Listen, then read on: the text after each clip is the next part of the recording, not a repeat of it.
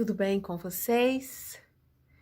É com muito prazer, pedindo as bênçãos de Jesus para mais um encontro do nosso estudo, né? Do nosso estudo abençoado de quarta-feira. Vamos lá, vamos continuar. Hoje nós vamos para o capítulo 15, que tem como título Aproximando-nos dos Irmãos Sofredores. Começando então a leitura. Chegamos ao encontro de Rosário após as apresentações e conversações iniciais.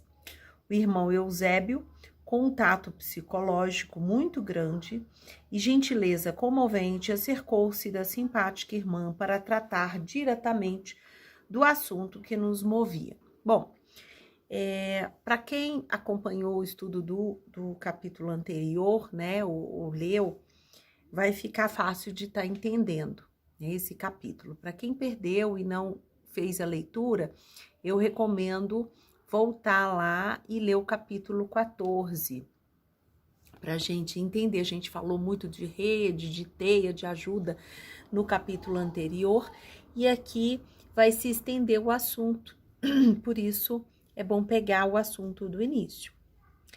Aqui eles falam que chegou ao encontro de Rosário. Recapitulando um pouquinho, a Rosário, ela era desencarnada, uma jovem desencarnada. Ela desencarnou num acidente de carro, onde o marido estava alcoolizado. Este marido, chegando ao mundo espiritual, ele se aliou a espíritos obsessores no intuito de reencontrar a Rosário lá no plano espiritual. E ele se aliou a um espírito chamado chefe, e esse chefe pediu para que ele atormentasse um irmão que era viciado em bebida. Em troca disso, ele prometeu levá-lo até Rosário. Este irmão que ele pediu para que ele o obsediasse era o marido da Camila, e a Camila, como nós vimos aqui, ela era evangelizadora da casa espírita. Ela era em especial evangelizadora da criança de 7 anos obsediada, a que se iniciou toda essa rede de auxílio, né? Olha até onde nós chegamos. Vamos então. E lembrando aqui fala do irmão Eusébio, né? E o irmão Eusébio era um trabalhador muito experiente na área da psicologia, que ia intermediar, auxiliar neste contato com a Rosário. Lembrando que a Rosário, quando chegou no plano espiritual, ela teve o espírito dela, sofreu de grande depressão, né? E teve ali todo o amparo do Eusébio. Rosário, que parecia sentir-se segura em conversar conosco, expôs-nos suas dificuldades com humildade. Depois de ouvi-la, Eusébio, com carinho fraternal, falou-lhe sobre a paternidade divina, a providência do Pai amoroso para com seus filhos, sobre a renúncia de Jesus e seu amor imensurável, que nos deu a própria vida, por exemplo, a seguir. Em dado momento, a irmã prorrompeu em pranto, solicitando-nos auxílio para que conseguisse fazer o necessário. Cara irmã, pede-nos o Evangelho, o perdão ativo às ofensas, para que os ofensores e ofendidos se reúnam em um só abraço no reino do Pai. Compreendemos suas angústias e inseguranças, mas louvamos ao Pai bondoso que tocou seu coração com a vontade de caminhar por trilhas mais avançadas de serviço, disse o servidor, consolando a companheira. Alguns minutos de refazimento íntimo, a boa Rosário endereçou a Eusébio um olhar de confiança. Diga-me o que é necessário, meu nobre amigo, e eu empenharei para atendê-lo. O experiente trabalhador lhe expôs o programa de intercessão. Informou-lhe que estava previsto um atendimento ao seu sofrido e atormentado marido, através dos recursos da mediunidade de um grupo atrelado ao nobre Bezerra. né? Então, vamos fazer a recapitulação aqui para a gente não perder. Esse trabalho todo se iniciou, né, por intermédio de Bezerra de Menezes, onde ele começou ali de início dando todas as instruções de como deveria ser o trabalho, de como deveria ser toda essa intercessão, passando aí as obrigações para o Eusébio e demais membros da equipe espiritual. Chegando lá, a Rosário ainda bem atormentada, né, por todo o processo que ela vinha passando, desde o desencarne, até mesmo ainda como quando encarnada, né, e o Eusébio passou ali, né, a proferir palavras baseadas no amor divino, no Evangelho, falando da importância da palavra do Cristo, né, para ela refazer ali o espírito dela de forma salutar, para que ela se sentisse mais forte, mais saudável, para continuar ali a ajuda ao seu marido. Rosário concordou em auxiliar e entendeu a providência, além de beneficiar o marido, representaria um bálsamo para suas próprias dores, né? Nós sabemos o quanto é óbvio dentro de todos os ensinamentos espíritas que nós recebemos,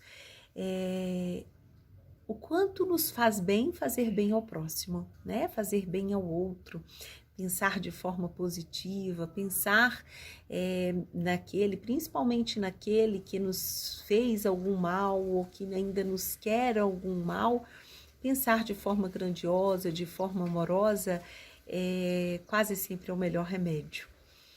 Então, principalmente em situações de obsessão, que envolve obsessão como essa, pois um dos melhores remédios, soluções para a obsessão é a gente catequizar, é a gente evangelizar os nossos obsessores através do bom exemplo, através do amor, através do exemplo de Jesus praticado em nossas vidas, através de toda a bondade ao próximo, né?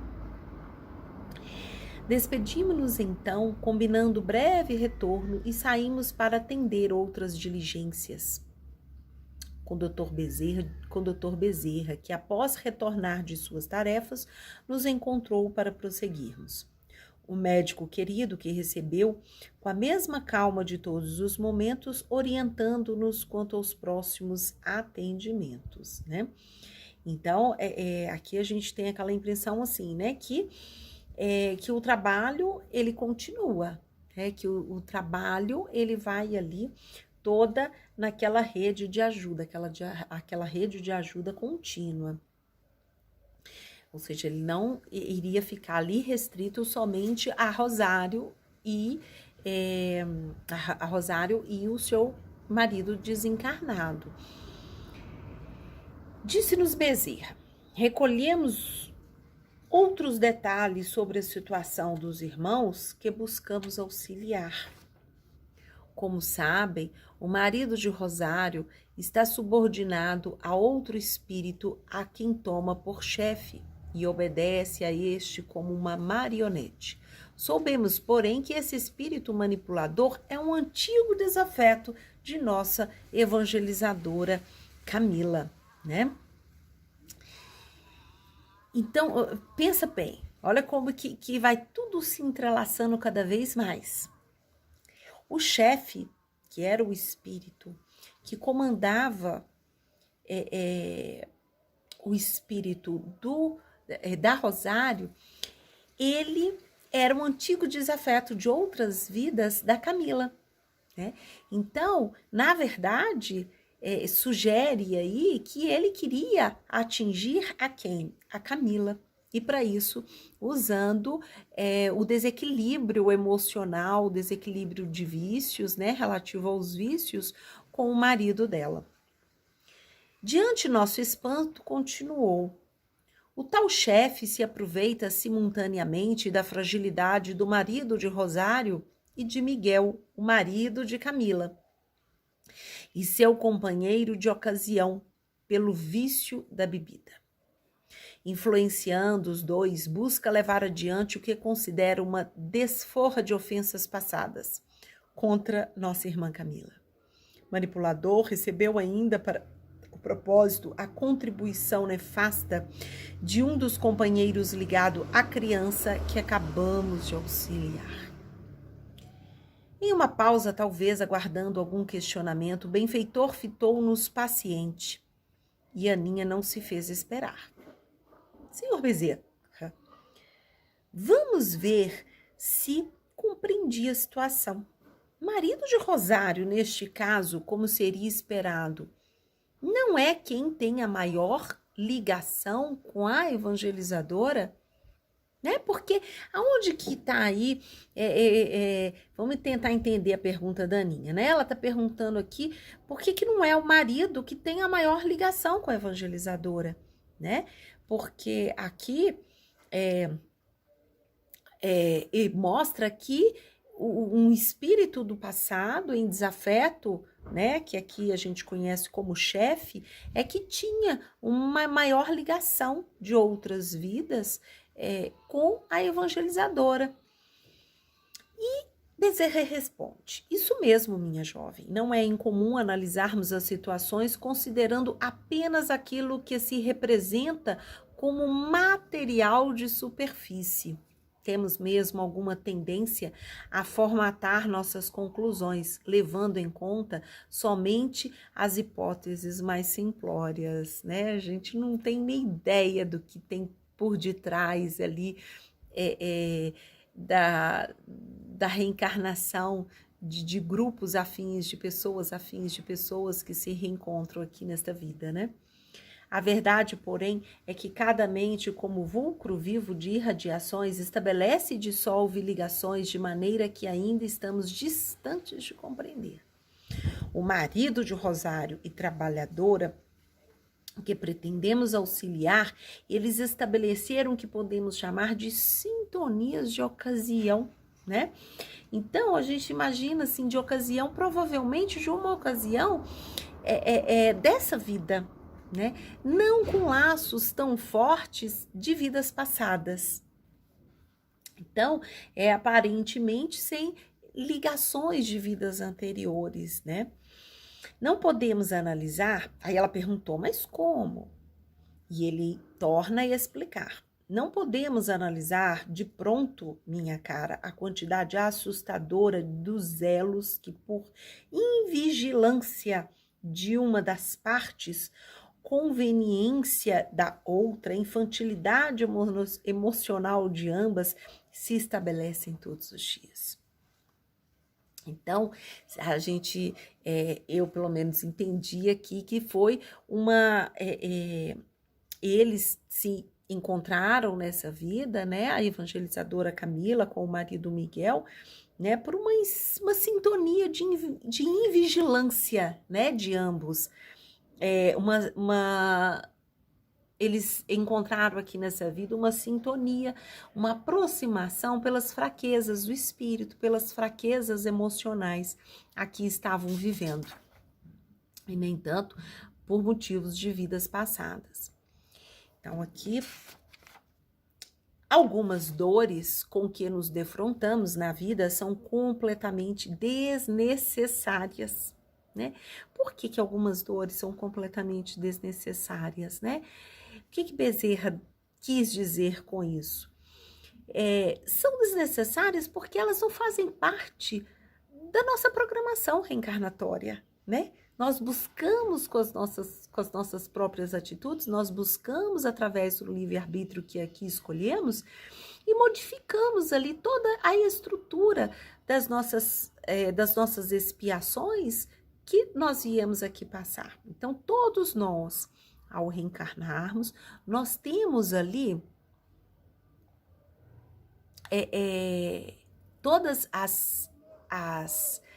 nós temos ali um compromisso reencarnatório. Nós temos ali um compromisso de cumprir essas expiações, né? Mas grande parte a gente adquire ali como provas ao longo da vida porque nós escolhemos, né? Então, muitas doenças que nós adquirimos nessa vida, grande parte delas, talvez a maioria, nós causamos nessa própria vida e não com efeito em vidas passadas. E como ocorre tal situação entre espíritos praticamente desconhecidos? Grande parte se deve à ausência de alguma lhaneza no trato, né? Candura, de gentileza cristã, de empatia e simpatia, respondeu o benfeitor com clareza. Depois de todas as explicações, ficou estabelecido que os atendimentos mediúnicos começariam com o espírito tido como chefe. Não seria pertinente tratarmos aqui do que se seguiu em tais atendimentos para que houvesse a desvinculação deste espírito, né? Então, ele foi tratado ali, com certeza, em procedimentos mediúnicos, em reuniões mediúnicas de desobsessão. O importante é esclarecer que em um espaço de tempo justo conseguimos transpor alguns obstáculos mais pungentes à empreitada da evangelização. Claro que o processo de desobsessão não foi realizado com a pressa que, na maioria das vezes, coloca tudo a perder. Mas podemos dizer que, considerando as condições que dispunhamos, uma semeadura resistente do bem foi levada a efeito. Que bom, né? Bom, assim a gente termina esse capítulo que eu sinto que esse capítulo, ele é um grande exemplo do que é a evangelização de espíritos, né? A evangelização de espíritos, ela é algo que vai além do mundo encarnado. Ela pertence aos encarnados, ela pertence aos desencarnados, ela pertence aí, a esse trabalho, essa intercessão que nós vimos aqui, a esse intercâmbio com o mundo espiritual e o mundo carnal, o mundo matéria. E nós estamos aí, né? Entra e sai reencarnação tentando nos evangelizar. Aí a gente entende assim, a evangelização como se ela fosse permanente, para sempre. Porque até então, o que nós temos conhecimento, o que nos é permitido saber, é que nós não temos como entender, como dimensionar a idade do espírito. Então, se a gente não tem como entender quantos anos o espírito pode vir a ter ou quantos anos ele tem, né? Nós temos aí apenas sugestões. A gente entende o quê? Que a evangelização ela é para sempre. Então esse é o nosso objetivo, é nos evangelizar os nossos conhecimentos, o nosso coração, a nossa moral, para que um dia a gente possa chegar ao nível de falar como Jesus, né? Então, é muito maior do que a gente pegar aqui e estudar, focado apenas na evangelização, pensando nos nossos evangelizandos, né?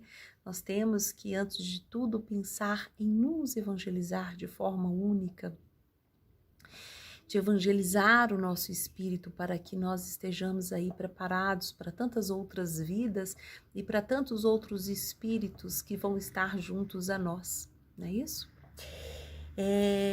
Quando nós escolhemos o livro Evangelização, no Mais Além, a gente pensou em algo para nos sensibilizar, algo para que nos sensibilizasse no sentido de a gente enxergar um pouquinho do nosso trabalho lá no Centro Espírita, né? E o quanto é grandioso, o quanto que pode ser abrangente essa rede, esse trabalho maravilhoso, como a gente viu aqui, né? A evangelização indo muito mais além do que a gente possa imaginar, como a gente viu nesse capítulo. Emmanuel, eu vou ler aqui um pedacinho de algo que o Emmanuel trouxe para a gente. A instrução é, sem dúvida, a milagrosa alavanca do progresso. Sem ela,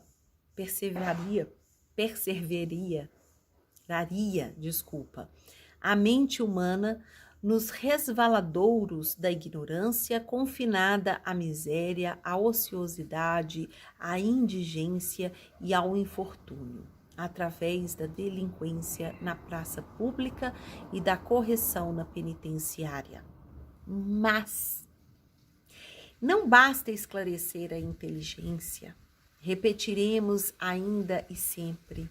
É imprescindível aperfeiçoar-nos no caminho do bem. Né?